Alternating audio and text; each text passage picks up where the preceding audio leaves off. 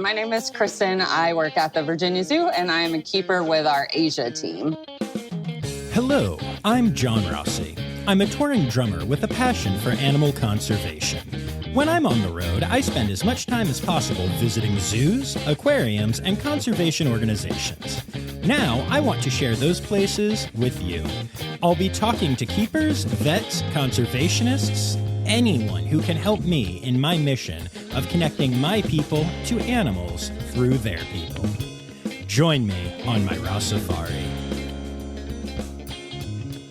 Hi, hello, how are you? Welcome back to the Rossifari podcast.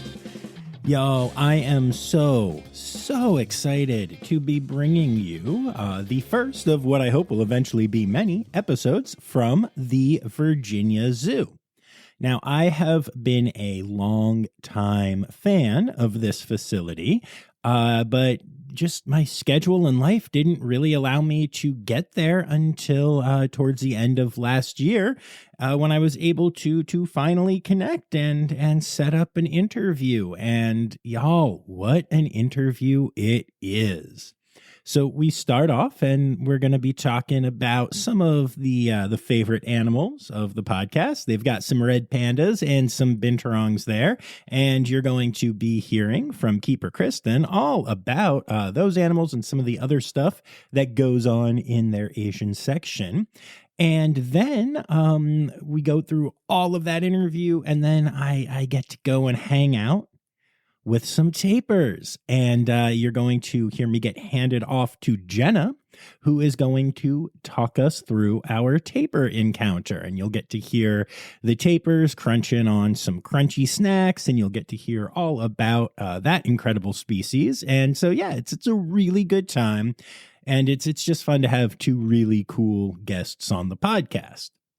Now, I will say this, when I gave Jennah the microphone to record, I gave her one that I had set up for somebody who was maybe a little quieter than Jennah. Jennah has more of my style voice.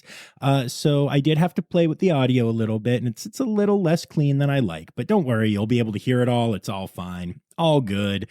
But I feel bad. I grabbed the wrong microphone, but I was too excited. There were tapir there. I had never met tapir before, and now I have, and it's magical. And I highly recommend doing so if the opportunity presents itself to you. So yeah, it's a really, really fun episode, and I'm really excited for you all to hear it. Don't worry, we do address the elephant in the room, so to speak, which is, of course, the fact that tapirs spray. We'll talk about that and so much more. But before we get to that, a couple of quick reminders. Don't forget to hit subscribe so you don't miss any of my interview episodes or the Friday Zoo News episodes. Don't forget to follow along on the ever-growing socials at Rossifari, and on TikTok, maybe only for the next 6 days, which is kind of scary, but that's at Rossifari Pod. And so without further ado, let's head to the Virginia Zoo. And you are going to hear some fun background noise in this interview because we recorded this kind of, if you know the Virginia Zoo's Asia section, it's like a raised boardwalk. And we actually recorded underneath it, which was really cool. We were right at the red panda habitat, and I could look through and see binturong, and it was just a lovely time. So let's get to it. Here is my interview with Kristin.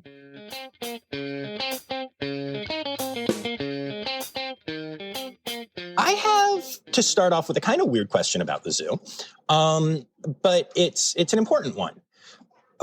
I've come here a couple of times, and I always thought the Virginia Zoo was like a bigger zoo. But as far as I can tell, there are only 4 exhibits here, because there's some birds on the way to red panda. And then there's a hornbill between red panda and binturong. Correct. And then I think that's where the zoo ends, because I usually just walk that pathway the whole time I'm here. So. I mean, again, I'm a little biased. I'm very prone to speaking highly of the Asia section. We do work in collaboration with our bird team as well. So they care for our hornbills and our cassowaries that are here on the Asia section. So we work pretty closely as a team of keepers within the Asia Trail of the Tiger region here at the zoo. Very cool. Yeah, no, I got here an hour ago. And I spent my entire hour before the interview just walking that path, and the binturongs just sleeping, let's be honest. But I had to do it, and I'm glad that I did. So maybe I'll see the rest of the zoo today. Maybe you'll just see a little worn-in path. And that's where John was today. I mean, that's where I would be spending my time as well. So I don't blame you at all. And we're actually sitting directly in front of the red panda habitat, right, which is very distracting for me. I'm glad I'm facing the other way, because otherwise there'd be a lot of silence on this episode. But so how long have you been here and part of the Asia team in particular? Right. So I started at the Virginia Zoo a little over 5 years ago. I actually started as a part-time keeper with our bird and farm team, and then got promoted to a full-time keeper with our rover team. So I trained all over the zoo and worked with all of the teams. At all 4 exhibits? Right. And then I have been with the Asia team for 3 years now, starting, 3 years in December. Okay. So. Very cool. And was that the team that you wanted to be on? It was. One of my first internships was with carnivores, and Malayan tigers specifically stole my heart. The boys I worked with were just so lovable. It was hard to not, want to pursue a career working with carnivores. So Asia was my dream job here at the Virginia Zoo. But honestly, working as a rover was a fantastic experience. You kind of got to get the wide variety of animals, from reptiles to birds to large mammals. And it kind of helped me grow as a keeper, but also kind of helped me definitely decide my path that I wanted to pursue. That's really cool. I can't decide if I were to be a keeper. I've been doing this podcast for over 4 years now, and I can't decide if I would want to be a rover, or a lot of times it's called a swing keeper at other facilities, for those, who've heard those interviews before, or if I'd want to have that relationship with one set of animals. I think that's what I would want. And I think at a zoo like this, where 2 of my favorite animals are on the same string, I would probably, everybody listening is going, no, John, you would want to be an Asia keeper. You would want to work with the red pandas and binturongs, and they're probably right. But in general at a zoo, because I do find when I get to spend time with so many animals with this podcast, and I'm constantly shocked by the animals that I fall in love with, and the animals that just steal your heart that I would have never expected. Right. That's totally true. I do want to give a shout out to our rover team here at the Virginia Zoo. They're all fantastic keepers, and they help keep us afloat every day. But definitely working as a rover, I've fallen in love with so many species that, first of all, I may never even known existed until I came here. But just finding out that animals who I never really thought about before had such distinct personalities that you never would have thought about. Birds that I never knew existed that are such hams, and reptiles who, and as a little kid, I just didn't really think much about reptiles, but some of our reptiles are just so beautiful and so wonderful to work with. So just kind of developing more of an appreciation for wildlife in general, as well as working. It kind of works well because you get to work with so many more people as well. Working as a really close-knit team here in Asia, obviously we rely on each other every day, but working with so many people across so many teams and hearing what everybody's in love with is really inspiring, just to kind of help you kind of develop your own passion through this field. No, definitely. That's one of the things that happens with me constantly. I talk to, when I started this podcast, I really didn't care much about birds or about great apes, to be honest. And then I started talking to bird keepers and meeting birds, and great ape keepers and meeting great apes. And how can you not love them? And when you hear the passion and the stories and the personalities, it's just I can't think of an animal that I don't like right now. They're all amazing. And if there is one, I can probably find a keeper that will make me fall in love with it, which is astonishing. Right. And that's what makes the zoo successful, is everybody has, their passion, whether it's for a specific species, whether it's for enrichment, for training, for exhibit design, just being able to work, especially here at the zoo. We have a good sized keeper team, but we're all very close together as far as comparison to larger zoological facilities. So we rely pretty heavily on each other and the skills that we've all kind of developed through our years being keepers. That's awesome. Yeah, I really like that. I'm curious, before we move on from the rover conversation, you mentioned that it's interesting for you when you were there, and for the people who are rovers now, to go and do the different things and meet the different animals and the different people. But what what is it like now that you're on a team when you have a rover come in, and how like challenging is that, or how relieving is that sometimes? Right. You know, like how does that feel on the other side of it now? Right. I definitely will say having the rover perspective definitely helps knowing how the mindset works as a rover. I love when rovers are on our team, especially if they've been in other departments recently where they've been working on a project that we may not have necessarily known about, and they can bring all of that information with them to potentially benefit our team as well, whether it's a new enrichment item that, say, the lions we're playing with that we can implement with our tigers. They are very knowledgeable in a lot of things, so it's great to work with them. All of our rovers have been here for quite a few years now at this point, so they're very easy to work with. They all definitely help the flow. When we're short-staffed, they stepped right in. It's like they're a part of our team from day one. So we can just ask them to go help in one area, we can go do another, and it really is a nice cohesion between everybody. That's awesome. I love that. Yeah, I'm always amazed. One of the weirdest things when I first got into this, so I'm a professional musician and I act and I do a theater background and stuff. And if you would have told me that there were so many similarities between the two industries, I would have laughed in your face, even as somebody who was going to a bunch of zoos and right? But as I've done this more, I've come to see that they're actually shockingly similar in a lot of ways. And like, as you talk about this, I'm like, oh yeah, this is called an understudy. And we have our understudies. And when the understudies go on, you have to be a little more like aware and a little more sharp, but also like they bring that energy and they're part of the team and there's that great synergy. And exactly what you're talking about. It's really funny how much, again, just everything, it seems, relates between these two industries that you would never think. Right. You know, the entertainment industry and zoological care. Right. Okay. And every piece of the puzzle is so important, whether it's full-time keeper staff, whether it's our interns, our volunteers.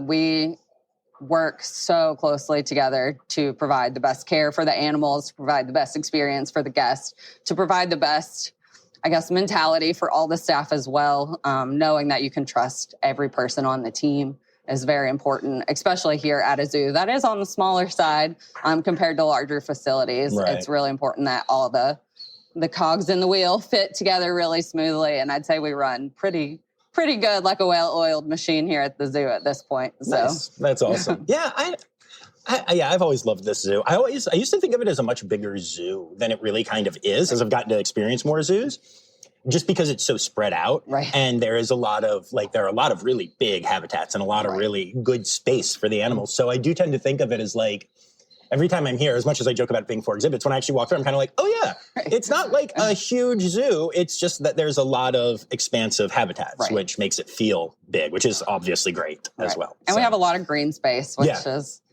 awesome. Just even from a guest perspective, kids can come out and just kind of run around and be outside, and they get to see the animals, but they also just get to play. Yeah, which is good. So there are a couple of things. I have a history with this zoo that this zoo has been important to Rossifari in a couple of ways, even though this is my first time actually doing an interview here. And both of those ways are Asia team related, which is one of the reasons I wanted to start with that team. And so the first one of them is, there used to be 2 different red panda habitats here now, and there's one now. Is that the train? It's the train. Hi, train. The other one, actually, ironically, was right by the train. Right. And when I first came here, I had a crappy cell phone back in the day kind of thing. But one of the red pandas was right at the edge of the branch of the tree, and was laying with all 4 paws over the edge and its tongue hanging out. And I took a picture, and I look at it now, and it's like a blurry, it's an old cell phone picture. But when I got that picture, I was like, wow, I'm actually getting some pretty special pictures of animals.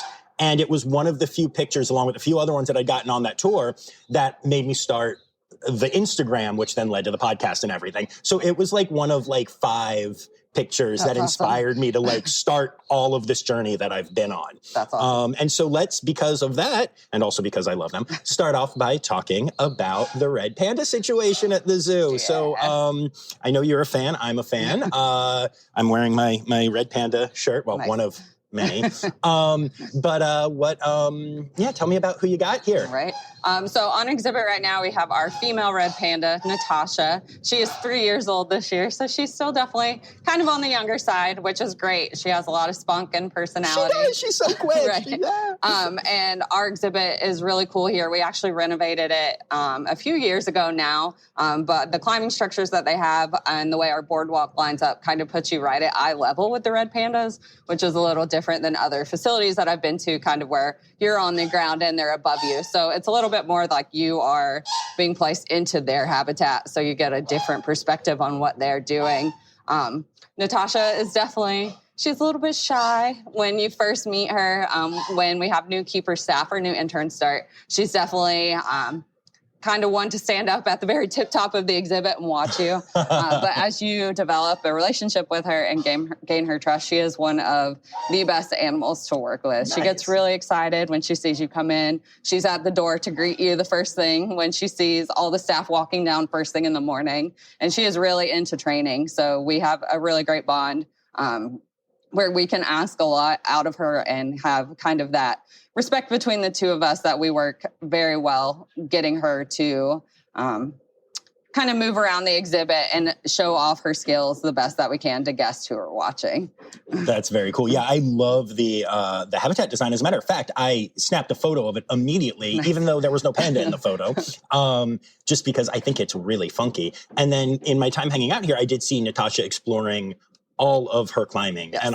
and like just lots of energy, which was very cool to see. Yes, we actually, when we first designed the habitat, there's a few sections of the habitat that are ladders specifically designed for us humans I to be able yeah. to access certain parts of their structure so that we can clean it or put food out or put enrichment out, depending on how we want to vary up per day. She immediately learned how to use the human structures just as well as the panda structures. Oh my gosh. So it's not uncommon to see her walking up and down the human ladders like you will see the keepers doing, which guests love to see just because it's hilarious to see. That's amazing. A panda climbing a ladder. Yeah, no, that's amazing. I when I saw them, I was instantly like, oh, those are for the people. Right. I can't believe, oh my goodness. I hope I get to see Natasha wandering up one of those at some point. That's amazing. And then who else is here? We do have a male as well. His name is Samson. He is 10 years old this year. He is currently off exhibit. We are doing some exhibit modifications for them. They are a recommended breeding pair. So we are hoping to have the modifications done to have them back together for breeding season. Nice. So that hopefully we can have some cubs in the future.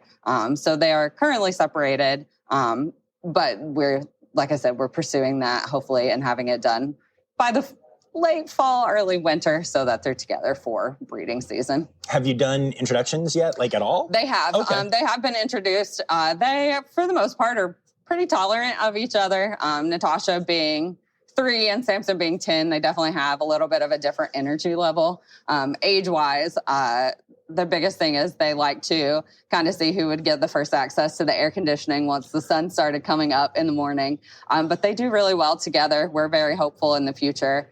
We just needed some of those exhibit modifications to make their time together more successful and for cubs in the future. So. Very cool. Yeah, awesome. Well, here's fingers crossed, and I will come running back to see cubs. We're all fingers crossed, toes crossed, everything crossed for babies in the future. Yes, baby pandas are so much fun. I've been fortunate the last 2 years.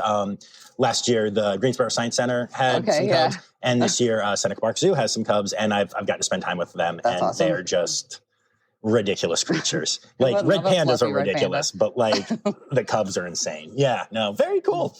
Tell me a little bit more about Samson. Has he been here long? Has he? Yeah, so we got Samson earlier this spring. I don't remember exactly when he came in. And through his quarantine, the staff spent a lot of time building very strong relationships with him. He came from Indianapolis. Okay, that is it. Because I thought, when you said the name, I was like, I'm pretty sure I've met Samson. And I met him and got to spend some time with him at Indy. That's, yes. He came from Indianapolis Zoo, but he was born at Central Park Zoo. Okay, cool. So he is also doing really well at training here at the zoo.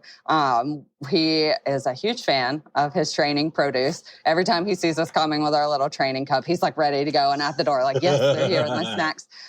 So we're doing a lot of awesome work with him, focusing pretty heavily on being able to transport him from his current behind-the-scenes enclosure to the exhibit once it's ready, so that everything is completely voluntary and as low stress for him when he is ready to move. He is, honestly, I think he's a big goofball. He really is. He's got a huge personality, especially for being on the older side for a red panda. Some of the other red pandas that I worked with were a little bit more laid back. He is the first to come greet you, like I mentioned, just like Natasha. So they have a very good relationship with keepers as far as being excited to see us every morning. And he will play with enrichment. So that's also fun to see. It's when we put balls and toys and mirrors in with him, he does like to go kind of see what's new in his environment. Nice. I love that. Enrichment's so important. And I actually remember when I hung out with him that he was very excited and happy to meet me and happy to take a couple of grapes and apples and just kind of was very interested. And then I was meeting the other panda that lived there as well. And he wanted that attention still and was kind of like nosing and trying to like, hey, but also me, remember me? We were just hanging out and it was very entertaining. So yeah, he's a good boy. That's awesome. I didn't realize he was here now. That makes me happy. I'm curious so he's in a different, habitat temporarily. He's behind the scenes. Is the same team still taking care of him or okay, cool. So it's still the Asia team taking care of him. We have different strands on our team, with different animals that we're responsible for depending on which string that we're on. So both red pandas are still on the same string. So we get to work with them both in the same day, which is great. We usually will go from one to the other just to make sure that we're spending equal time with them and continuing to establish those bonds and those relationships so that when he does move on to the exhibit, they're still comfortable with the same staff coming in and out of their space. Perfect. Yeah, that's why I was wondering. I know sometimes it's not always possible at facilities and, it can be challenging. So that's very cool. And then the last question I have to ask about red pandas is, do you know, has the zoo joined the new Safe Red Panda program yet? I do not know the answer to that. As one of the people who is involved with that program, I'd like to talk to you all about that. We just launched earlier this year, and it's the 47th Safe program or whatever. Awesome. But we're trying to get as many facilities that, house pandas as possible involved. So I'll make sure I bark up the right tree on that one. For sure. I just always have to plug my program when I get the chance. Yeah, no, for sure. And red pandas are definitely one of the fan favorites here at the Virginia Zoo. Everybody always comes and looks for them. A lot of people tell us that's one of the first exhibits that they go to as well. There's stuff along the way. So the more that we can participate into those conservation programs and give back to the species that are giving so much to the zoo and to the guests around here, the better it is for everybody. Absolutely. And then we need to talk about the other, my connection with the zoo, which is binturongs. And in particular, as you have seen on my logo and my computer and everything, I have 4 favorite animals. And the binturong is one of them. And this zoo specifically is the reason why. So to describe the habitat a little bit, just from my perspective when I first got here, it's a bunch of trees and a bunch of forests and you can't really see what's going on. Right. And then coming out of that is a walkway to a den box, and then another walkway that goes back into the Heidi in the forest, the binturong thing, right? And when I came here for the first time, I saw a sign that said, Arctictis binturong, or whatever the full scientific name is. I'm crap with that. Right. But anyway, and I was like, I've never heard of this animal. And looking at the picture, I was like, it looks kind of like a black red panda. I really like red pandas. And as I was looking, I'm like, come on, where are you, friend? All of a sudden, the leaves started to shake towards the end of the walkway. And I look up and out bursts this just perfect mess of an animal, because they really are just smushed faces and big old whiskers, and just kind of their hair looks like somebody who never combs their hair, their fur, and just, they're such amazing animals. And in that moment, it was like in a movie, everything would have gone to, slow time, and the love song would have kicked in. And I was like, I love you. And I spent so long just looking at these the binturong here and watching it sleep and watching it walk. And I instantly started doing research on the species and just fell madly in love. Right. So, first of all, it's got to be cool to just know that, like, the zoo can have that impact on somebody, you know? Definitely. And to the point that I promote them every chance I get, and I've got stickers, and I tell people about them, and everybody who listens to this podcast is, like, very aware of binturongs, which is not always the case. So that's really cool.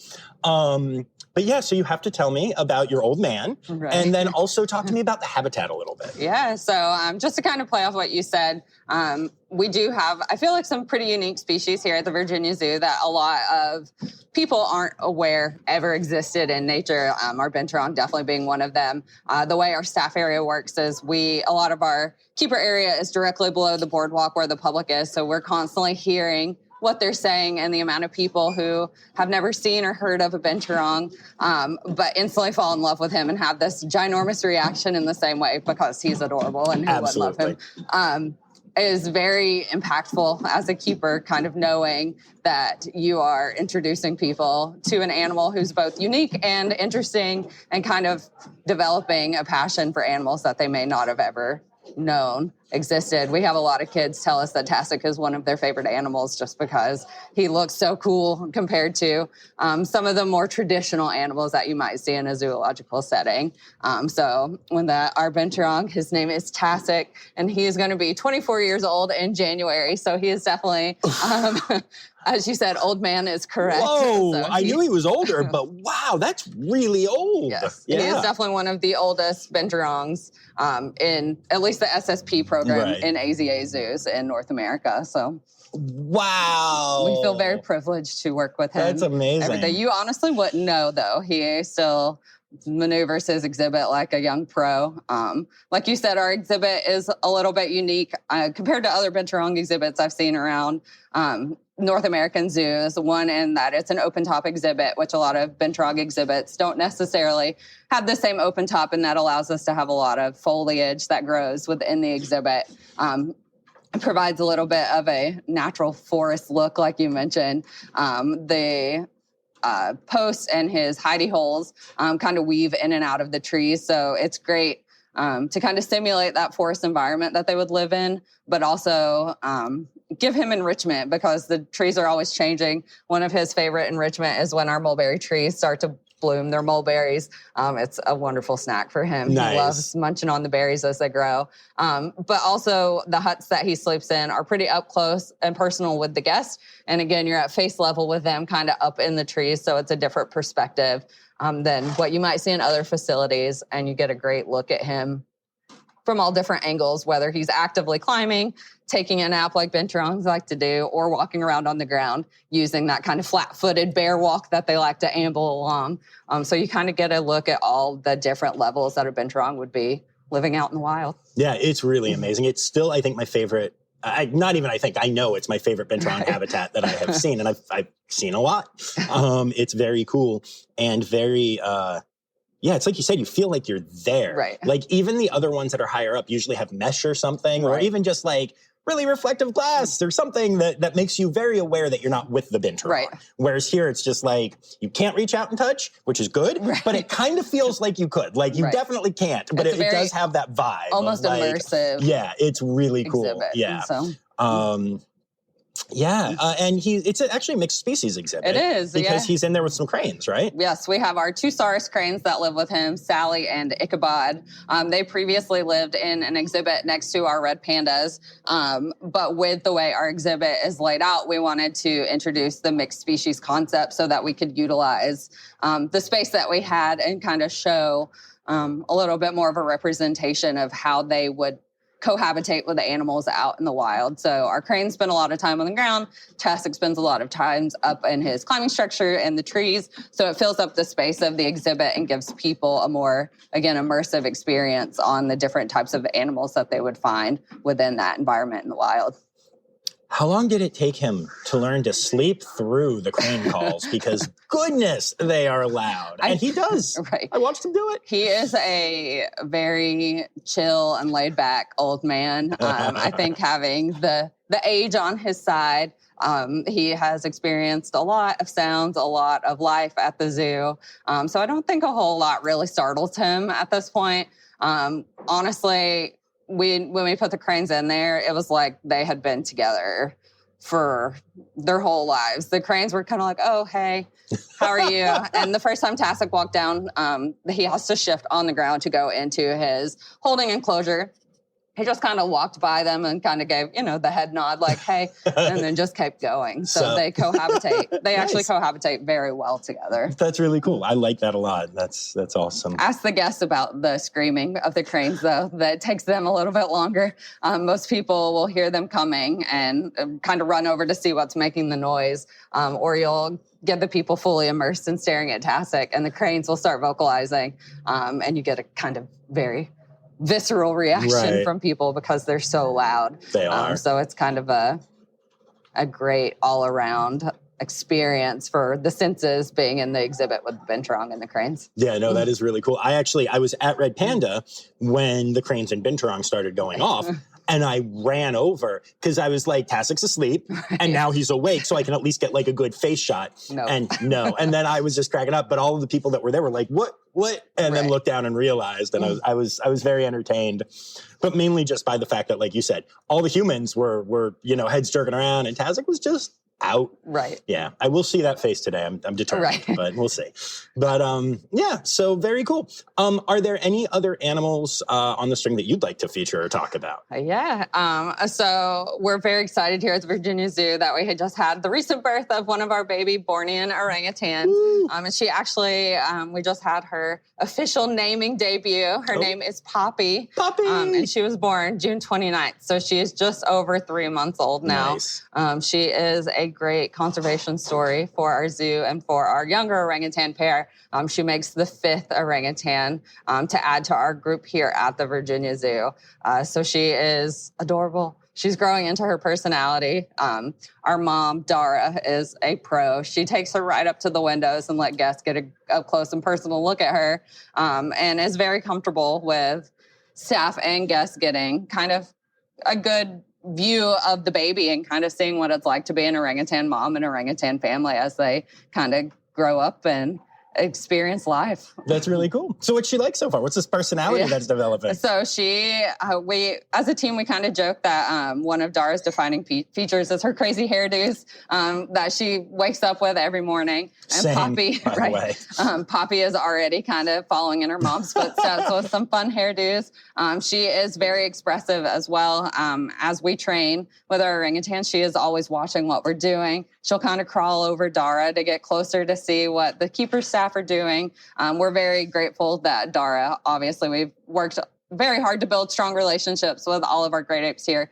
But that Dara is so trusting and has that trust in us that allows us to get so close to Poppy as well. But just to see her kind of from day one when she was born to progressing to where she is 3 months now, you can just see that she's more interested in her environment. She's a lot more interested in staff. She's very curious about what's going on. I think some of our keepers saw her interacting with guests at the window the other day and was kind of raising her hands up and interacting with people that way. So it's just a lot of fun to see how her development is going from day to day, and kind of amazing how quickly they grow up. Aw, that's awesome. I love that. Is this your first time working with baby orangutan? It is, nice. Yeah. So this is my first time with great apes in general being on the team here. We have a very wide diversity of animals here on the Asia team. We have birds, we have mammals, we have great apes, we have carnivores, we have small mammals. So it's a lot of fun kind of having that diversity and seeing the differences in species, but kind of learning about great apes, having no experience and having very little primate experience to begin with, has been great. Working our older pairs in their 40s, Dara and Solaris are in their 20s, and now we have this infant. So seeing all the different life stages has been great. That's so cool. I love that. That's awesome. Very cool. Is there a conservation organization you'd like to give a shout out to? Yeah, so I'd actually like to give a shout out to two. One of my favorites. So weird that keepers always are excited about conservation. Right. Who knew? So one of my favorites that directly relate to our team is the Red Panda Network. Amazing. I am a big fan of conservation organizations that focus highly on including the community within the natural habitat of those animals. and encouraging them and giving back to them as much as they're giving back to the wildlife in that area, because I don't think conservation can be a success without including the humans within the habitat as well. So the work that they're doing in Nepal by getting people to both care and respect about pandas, but directly giving back to those communities and allowing them to kind of develop and grow themselves is wonderful, in my opinion. Yeah, no, I agree. We love them. We love right. them. I volunteer for them too. So Okay, yeah, that's awesome. Yeah. And then personally, one of my internships and a organization that I have grown very fond of is the Alaska Sea Life Center, being one of the only rehabilitation facilities in Alaska and the only rehabilitation facility that works with marine mammals.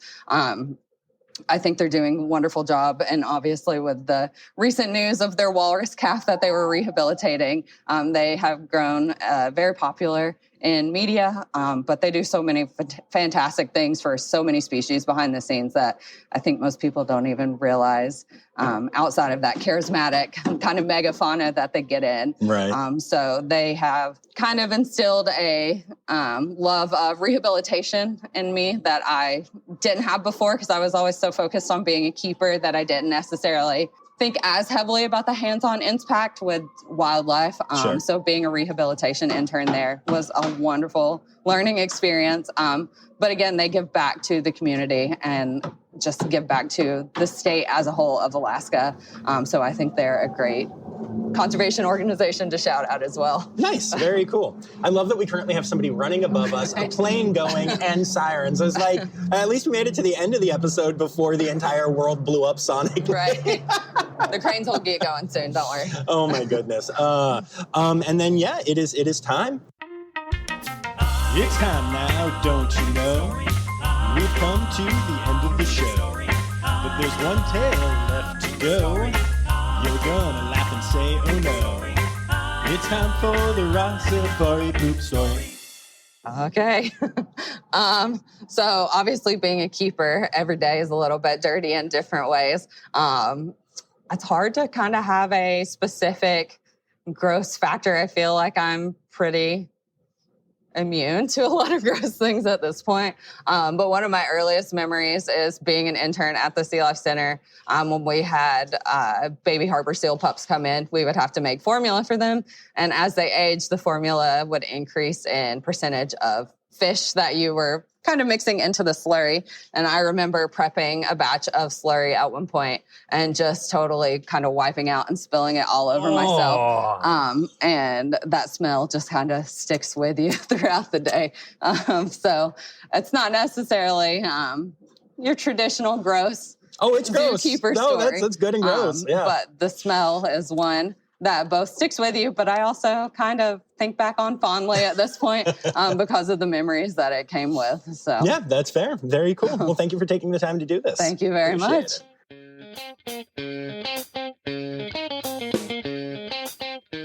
All right, so for this next segment, you're going to be hearing from Jennah.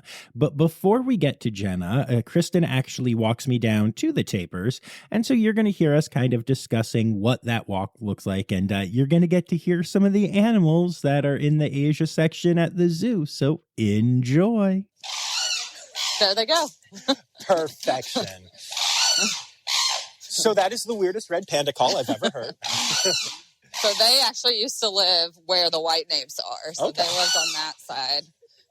And then they moved over for the mixed species had. And then we moved our white napes into there. And it's great because within their first year of being in that exhibit, we had the first successful hatching of 2 white nape crane kids here at the Virginia Zoo. So. Nice. So right now, so this is also the binturong habitat. We are directly between red panda and binturong. Oh my gosh, he's out. Yeah. He got out of his box to sleep on the log.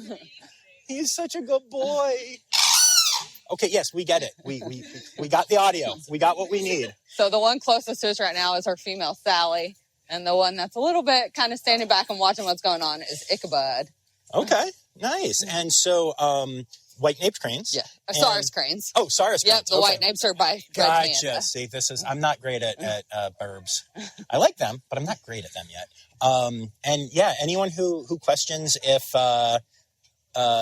birds are actually dinosaurs should just hang out with some cranes, because they are dinosaurs. And these guys are pretty cool. They actually have one of the loudest vocalizations of any bird species. Yeah, I got that. For echo purposes. So it's kind of cool that they show it off so frequently for people. That is impressive. Oh, this is awesome. Also, there's just a thing where, like, when I'm behind the scenes at a zoo, that was like formative to why I do this now. Like, I'm in the area that when I first started coming here, I was like, I wish I could be down there. Right. And now I'm in here, and I don't care that I've been doing this for over 4 years. It like makes me emotional. Right. I'm like, this is so cool. Same with me when I go visit other facilities and do either behind the scenes as a guest. Is that the vultures? It is. This is Eve and John Denver. Oh my gosh. These Muppets are incredible. Sinner's vultures are they're literally Muppets. They really are. I also love that one of them is named John Denver, who literally did a special with the Muppets. Right. So I'm pretty excited about that. I know, I'm a nerd. They're definitely one of our more personable birds, but also a big kind of crowd stopper.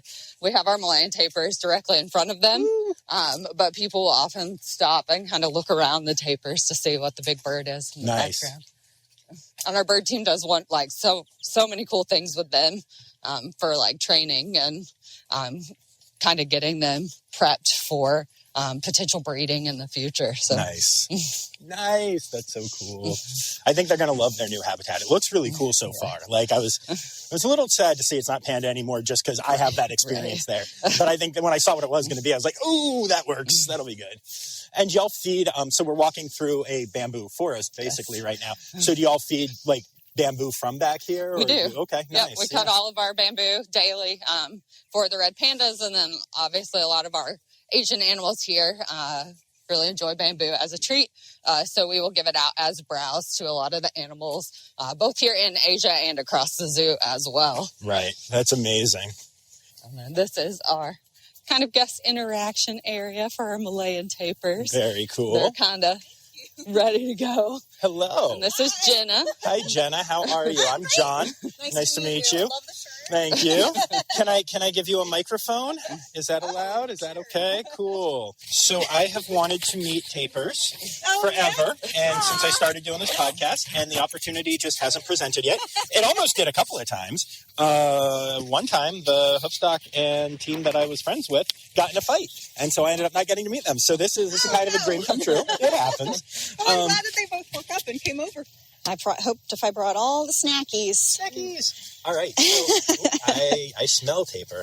Yeah. They're smelly. Yeah. I don't even dislike it at this point. I don't know. I almost like it, kind of. I don't know. Yeah. A lot of animals. Yeah. Yeah. So tell me who you are. Jennah. My name's Jennah. Hi, Jennah. Yeah. Nice super cool to meet you. How long have you been here?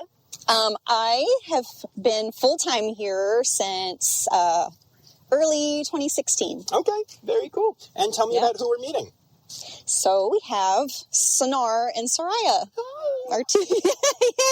I know, they're super cool. You would think, having met hundreds of animals, I'd be chill. But no. I am always excited to meet animals. Even if I've met them a million times, I'm always excited. Yeah, totally. Yeah, so this is, they're a breeding pair. They're here as part of the SSP, recommended breeding pair. So yeah, we are definitely hopeful for some babies in the future. That would be acceptable. Yeah, it would be very acceptable. Okay, this is, it's like, let's do it. Here you go. Do you wanna give them some snacks? Right, just make sure you don't put your fingers in, obviously. Oh, he made you squeal and run away. Aww, look. You want? I can meet you there. That you're okay. So their eyesight, not the best. Okay. Good to know. Yes.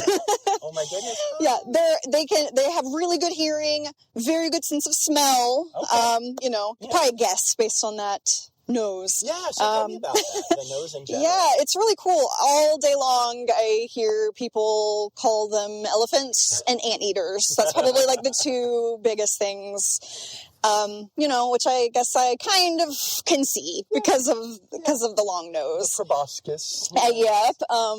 But yeah, I'm like, no, so it doesn't, they can kind of extend it and swoosh it in and kind of give them a little bit of extra reach and things like that. But it's, definitely not, to the extent of an elephant trunk. Right. Yeah, it's not an arm. Right.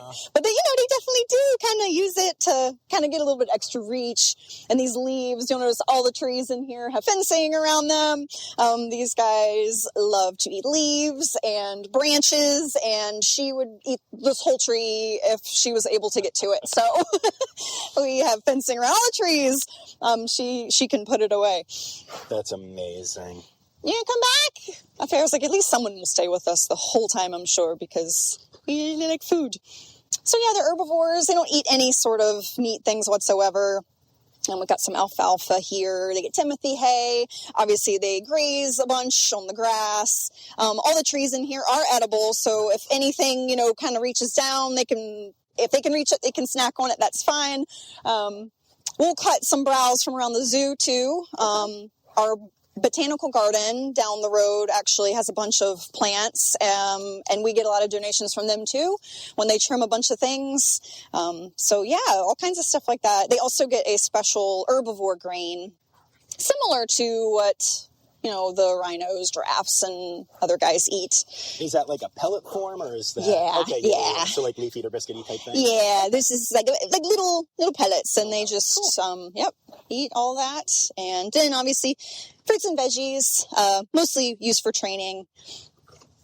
Yeah, you can give some more pieces if you want. Yeah, I would love to. Yeah, so, we kind of cut them in stick form so that we can do this. Yeah, So, what do we know why their coloration is what it is?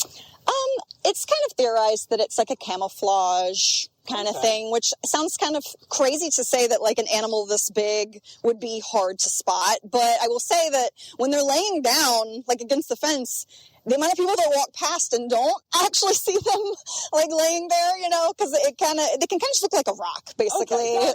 Because for those who are listening, if you don't know what a Malayan tapir looks like, it's half black and then half white, basically. Right. Which I would not understand that as camouflage, but I guess it does give a rocky vibe. Because when they're laying down, it's like that's the part that's kind of sticking up. Right. Is the gray, The gray is the rock, and the black just like blends into the ground. Absolutely. And when they're babies, if you've ever seen a baby one, oh my gosh, yes, the cutest ever. They look like little baby deer, watermelon thing creatures. I don't know. It's so cute. Yeah, they're brown and stripy. With dots too. Yeah.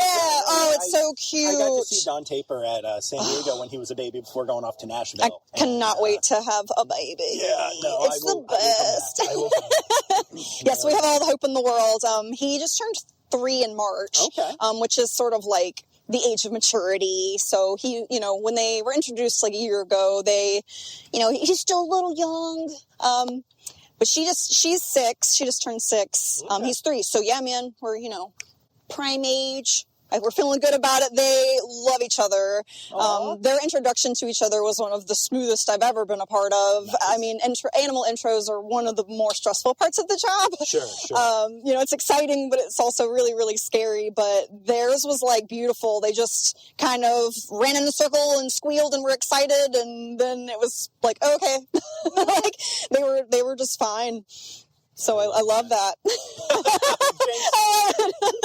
Oh my goodness. Oh, yep. You got, what, I'm just going to toss that in. Yeah, you can just Yeah, you can find that one later. No grabbing my fingers.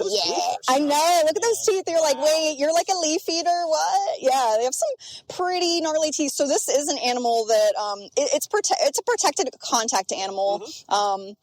It's obviously not on the same level as like, the tigers, where like I am not opening up any sort of door around them ever. Sure. For them, once I was comfortable with them and everything, I could kind of like open the door and kind of just like, kind of toss something in. Right. But yeah, I don't ever like go into this yard with them or anything, because like they are big. She's about 700 pounds. He's a bit less.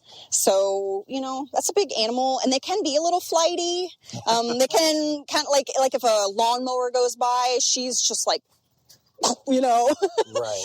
Hoofstock animals, I feel like in general can be a little flighty like that. So, you know, if 700 pounds, she got spooked and like crashed into me, you know. Yeah, no, it would be a problem. Although I have to say, of all the animals that I've met, I don't think I've ever wanted to hug one more. I can't think of even why, and I know it wouldn't be safe or anything, but the's just something about the way that she's built and the way that she's moving that I just think it'd be like hugging like a really big dog or something. I don't know. And again, I know you can't. Yeah. Well, you know, when we're doing exams and stuff, you better believe I am, you know?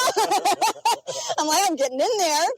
Yeah, you know, and their feet are really cool. Like tapirs just have super cool feet. They're like little hoof toes. Yeah, they're really like spread out. Yeah. So they're ungulates, right? Yeah, it's like the palm sort of part is very soft, and I mean kind of like our palms, but then the tips of their fingers kind of have the little hooves on them. So it's like their feet are really cool. Yeah, they are actually. They're a fun animal to sort of get like hoof prints from too, which we will definitely do that if they're having an exam. So cool. Or we can even inside of our building in one of the dens, which is one of my favorite little features, one of the walls like pulls out and sort of makes a chute that they can walk through. And we can put like canvases in there and they'll just kind of like walk across them and we get some pretty cool little feet prints. That's really, really cool. Yeah, the nose prints are kind of fun to try to get to. Nice. I just the whole time you were telling this, I've been trying to take a picture of the foot so I can like put it, and boom, proboscis everywhere my phone goes.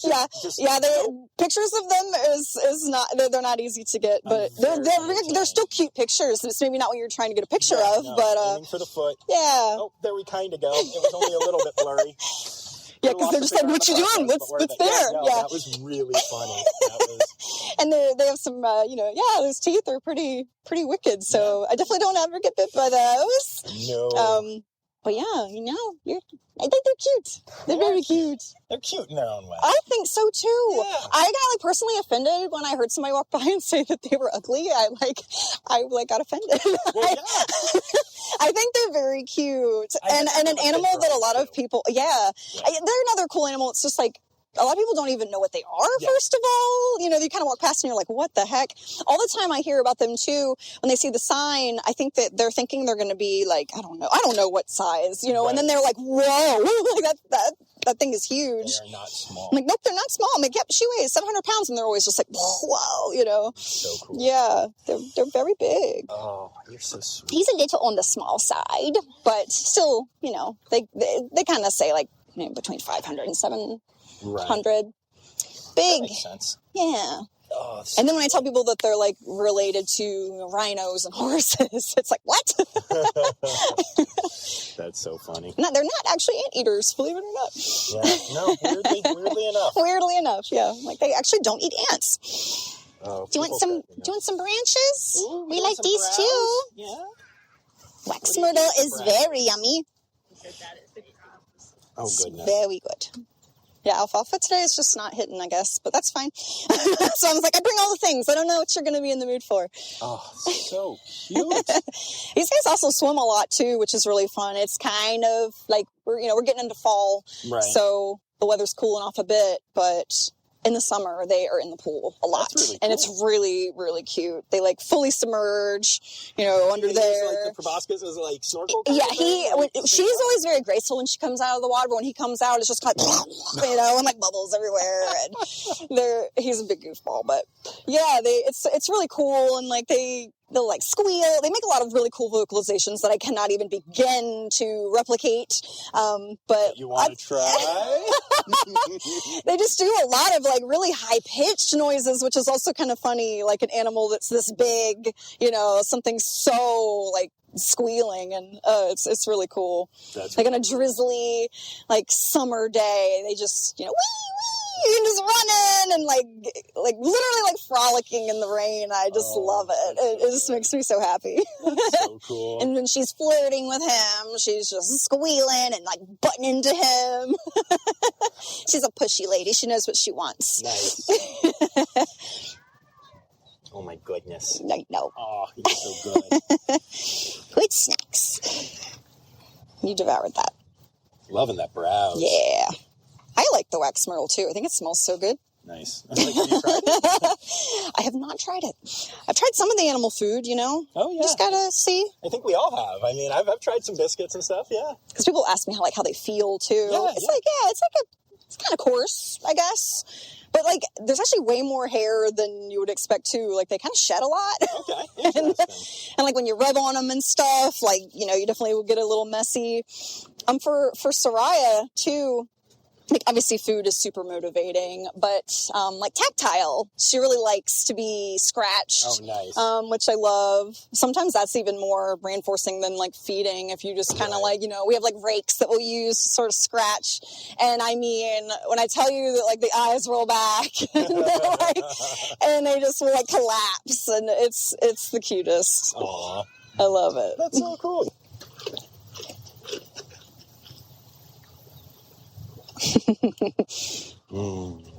So gorgeous. I know. I think they're really cute. Yes. My father-in-law is obsessed with tapirs, and Yeah? at the Calgary Zoo when we were there for AZA, we bought him a stuffed tapir that was just like the cutest stuffed tapir I've ever seen. I've seen a lot of cute stuffed tapirs, but this one was like ridiculous. Aw. And then I had a very hard time letting it go. Like, I loved it so much that You're like, I should have got one for myself. We have to we're giving this to my father. I'm like, but are we though? Maybe we can get him something else, you know? We've given him gifts before. He doesn't need another one. Yeah, I think he doesn't need this. That's so cute. But I surrendered the tapir. I did. It was a good hubby. Yeah. It was hard. I love good one for the team. The ear coloration. Oh, I know, me too. So it's black all the way to the top, and then just the tip is the white of like the back of the tapir, just in case they need some little pebbles to go along with the full rock. Yeah, I love it. It's so good. You're so good. Yeah, you're so good. Hi. Yeah, oh my goodness. There's something that we haven't discussed about tapirs yet, which is the other side of them, and the fact that they have a spray situation. So, I know normally when people walk up, I kind of like warn you that immediately. Well, I think there's a really cute sign about it here too, if I remember. There is. I've seen it like floating around on the internet from time to time. Yeah, and I'm like, oh, I recognize that sign and like that exhibit. Yeah, so, you're in danger. What is the spray situation? Yeah, what is that for? They definitely do that, especially her. Sometimes when people read that sign, they literally just like run past this exhibit because they don't want to risk getting sprayed. But I tell them, I'm like, okay, it's not malicious, first of all. Right, you know, right, they're not going to pop up and like, you know, I'm aiming for you. You know, like you don't have to worry about that. It's really, she's mostly going to do it when she's in her flirty moods with him. She definitely will spray a lot. See the side of the building, how it's kind of discolored. That's from that. That's romance right there. It's romance, right. absolutely. Like he, you know, he's into it, so it's so cool. Funny. So that's really like the main time you're going to be seeing that. They definitely don't just like, you know, do it all the time. Right. But we do like to have the sign. I mean, first of all, it's funny, but also, I mean, it's something to be aware of. And also, if somebody gets sprayed, at least they were warned, and now they've got a lawsuit or something goofy. I know, it wasn't what we were saying. Like, it'd be funny to have a shirt in a gift shop or something. Like, I got sprayed. Oh my gosh, yes. Wouldn't that be great? It'd be amazing. I feel like it'd be, I mean, you could get sprayed standing out on that guest, you know, walkway, but I feel like you're definitely more likely to being here. Yeah. I mean, as you can see, somebody obviously sprayed right there at one point. Oh my gosh, yes, literally the path between you and, And have I been sprayed? Yes, absolutely. Nice. Sure have, yep. Sure have. And then you went home and your hubby was like, hey, babe, right? Right, you know? Yeah, it's forceful, I'll say that. When it comes out, it's like, it's very forceful. Straight urine, or is it like, yeah, I mean, it's just, it's a lot. And yeah, it's forceful. So I was like, wow, okay, yep, just blast me. It's cool. You know, they can be a little messy, but that's okay. I'm not, you know, animal grossness doesn't bother me. No, right. Thank you so much for all of this talking. Yeah. And I really appreciate it. We have more than enough content now. So, yeah, thank you. I appreciate it. Yeah.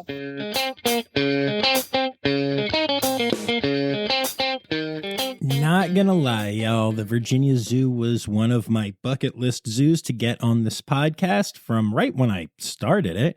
And I've been waiting to meet some tapirs for a long time. So I am really glad that was able to happen, and it was as cool as it sounded. So I had to cut so much extra audio out of that because it was just, me talking like a baby to the tapirs, and it was I mean, it's not like I get embarrassed by that, but I didn't think all of you wanted to hear all of that for all that time. But yeah, so I am incredibly thankful to the entire team at the Virginia Zoo, especially Emily Smicker, who set all of this up. Just a very cool person. You may remember Emily actually used to work at the Erie Zoo and was my guest on the podcast back then. And when I reached out to the Virginia Zoo and found out that Emily was working there now, I knew that we were going to be in very good hands, and we definitely were. So thank you, Emily. And I'm so proud to see somebody I've known for a couple years growing in this industry and doing more. And it's just really, really exciting. So yay, Emily, yay, the Virginia Zoo, yay, Rossifari, yay, all the things. And with that said, I also want to say yay and, thank you to my Red Panda level patrons. Of course, I am talking about Dr. Laura Shank, Dr. Stephen Williamson, Barbara Bennett, Jenny Owens, and Kevin Williams. And I'd like to remind you all that you can support the pod for as little as $3 a month by going to patreon.com/Rossifari. And with all of that said, I think all I have left is don't forget to come back on Friday, and don't forget that the word credits backwards is Steiderk. The Rossifari podcast is produced, hosted, and engineered by John Rossi. Editing and fact-checking by John and Dr. Zoe Rossi. Our theme song is Sevens by Nathan Burke, performed by Nathan and John. Interrupting John theme and additional voices by Taylor Isaac Gray. You can reach John directly on Instagram and Facebook at Rossifari, or by email at rossifaripod@gmail.com. Rossifari is part of the Daydreamer Media Network. Now, stop listening to me and go visit a zoo.